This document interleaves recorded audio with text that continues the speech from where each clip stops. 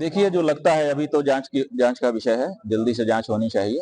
अभी जो लगता है वो ये लगता है कि ये पुराने समय से जो विधर्मी हैं, उनके द्वारा इस तरह की टैक्टिस की जाती रही है कि हिंदुओं को पहले अभक्ष्य-भक्षण करा दो और कहो कि तुम्हारी पवित्रता अब समाप्त हो गई, अब तुम वहाँ के लायक नहीं रहे, इसलिए अब तुम हमारे साथ आ जाओ। तो बहुत बड़े पैमाने पर इस तरह का प्रयास यहाँ पर किया गया है, क्योंकि तिरुपति के मंदिर से करोड़ों लोगों की आस्था जुड़ी हुई है। वहाँ का प्रसाद करोड़ों लोगों के मुख में रोज जाता है। तो उनके मन में ये धारणा बनाने के लिए कि अब तो तुम अपवित्र हो चुके, अब तुम्हारा हिंदू धर्म में कोई काम नहीं हो, तुम हमारे धर्म में आ जाओ, ऐसा कुचक्र रचा गया है, ऐसा हमको लगता है। देखिए, हमारा नियम है कि हम जो हमारे ब्रह्मचारी रसोई में बना देते हैं, उनको पता है कि किस तरह की वस्तु किस तरह से पकाना है, उसी को हम खाते हैं। हम कहीं पर भी प्रसाद होता है माथे जरूर लगाते हैं, लेकिन हम खाते नहीं हैं। क्यों? क्योंकि हमको पता है कि पता नहीं कहाँ कैसे क्या बनाने वाले ने क्या बनाया होगा और इसमें वस्तु का क्या प्रयोग किया गया होगा। इसलिए हम तो कभी कोई प्रसाद खाते नहीं हैं, माथे से लगाते जरूर हैं।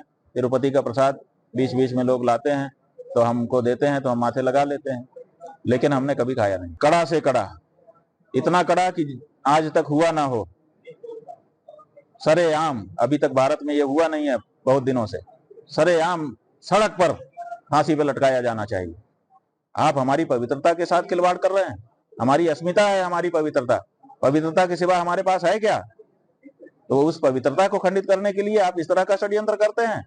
जिसने भी ये किया है जल्दी से वो सामने आए और हम कड़ा से कड़ा दंड देना चाहे। जो नहीं दंड करूं खल तोरा, भ्रष्ट हो श्रुति मार्ग मोरा। दंड विधान भी शास्त्रीय है, ऐसा नहीं है दया ही दया नहीं करना है। अगर कोई गलत है तो उसको दंड भी देना, ये भगवान का नियम है। इसलिए भगवान ने कहा जो नहीं दंड करूं खल तोरा, तो दंड भी शास्त्र का नियम है, वो भी किया जाना चाहिए ताकि दोबारा लोग सिर ना उठा सकें। भाई बिल्कुल संशोधन होना चाहिए, वक्फ बिल पर संशोधन होना चाहिए। और हम तो कह रहे हैं, हम सरकार से भी कह रहे हैं और मुसलमानों से भी कह रहे हैं, जो मुस्लिम बंधु हैं उनसे भी हम कह रहे हैं। क्या कह रहे हैं? ये कह रहे हैं कि हमारी गोचर की भूमि कम हो रही है, हमारी गाय सड़क पर घूम रही है। जब गाय दूध देती है तो ये नहीं देखती कि हम हिंदू को दे रहे हैं कि मुसलमान को दे रहे हैं।